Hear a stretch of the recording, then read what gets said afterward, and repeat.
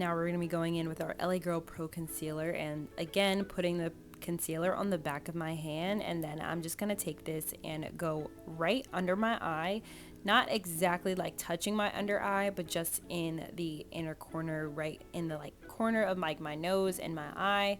I'm going to put that on both sides, and then I also like to go in towards the outer corner of my eye, right under, to just clean up anything and to brighten that area as well, because I like to drag this up. I love like a bright dramatic eye, especially with a signature eye look.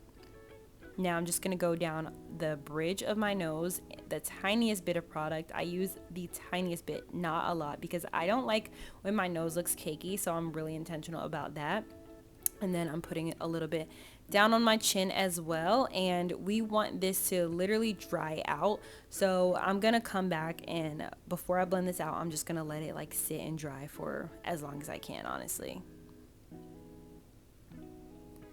For this dramatic look, I'm also making sure to add some concealer to like my cheekbones, like right below, because I feel like this really just snatches my face and gives me that super drama that I like for this makeup look.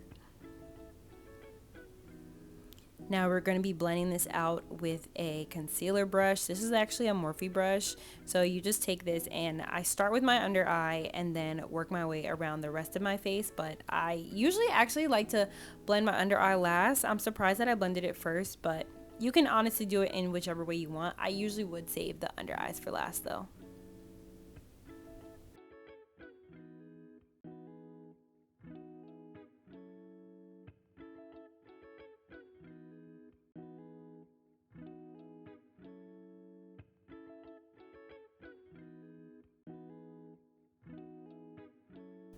Now going in with a beauty sponge, I'm just going to blend out the exterior of the concealer, especially around my under eye. I like to just tap, tap, tap around the ends, not really too much on the product itself, just to kind of marry the foundation with the concealer so that there's really no harsh lines and it looks really pretty.